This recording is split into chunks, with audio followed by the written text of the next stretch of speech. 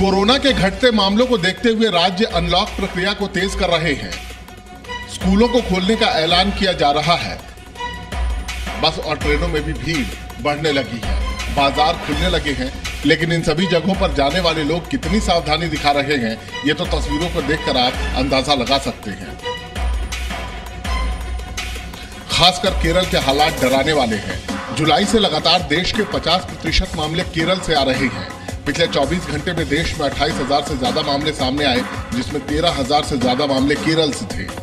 इस दौरान बकरीद पर खरीदारी के लिए दी जाने वाली छूट भी केरल पर अपना असर दिखा रही है।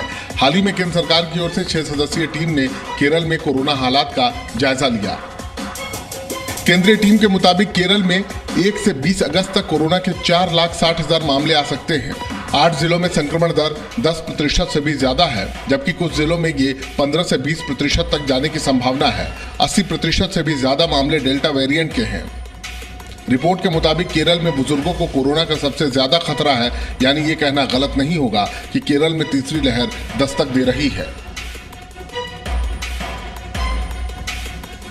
केरल के बाद अगर कोई राज्य कोरोना से सबसे ज्यादा प्रभावित है तो वो है महाराष्ट्र, क्योंकि यहां अगले महीने कोरोना की तीसरी लहर आ सकती है। यह आशंका महाराष्ट्र की टास्क फोर्स कमेटी ने जताई है।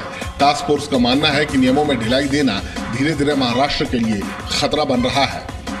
महाराष्ट्र में एक के बाद एक सभी सार्वजनिक स्थलों को खोलने की इजाजत दी जा रही है, जिसमें शॉपिंग मॉल और धार्मिक स्थलों जैसी जगहों पर भी लोगों की भारी भीड़ इकट्ठा होने लगी है। और अब तो सरकार ने वैक्सीन की दोनों डोज ले चुके लोगों के लिए लोकल ट्रेनों में सफर करने की भी छूट दे दी है।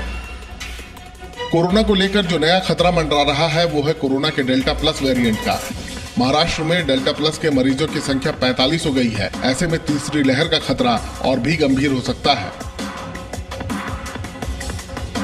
कोरोना के मामले कम होते देख राज्यों ने स्कूलों को खोलने की इजाजत दे दी थी, लेकिन पंजाब के लुधियाना में 2 स्कूलों में 20 बच्चे कोरोना संक्रमित पाए गए हैं। अब राज्यों को अपने इस फैसले पर भी विचार करने के लिए मजबूर होना पड़ सकता है, क्योंकि दिल्ली के बाद जल्द ही महाराष्ट्र में भी स्कूलों को खोलने पर विचार किया जा रहा है। लेकिन कोरोना के हालात को देखते हुए ये फैसला कहीं भारी न पड़ जाए। कोरोना की तीसरी लहर पर लगातार सावधान रहने की बात कही जा रही है।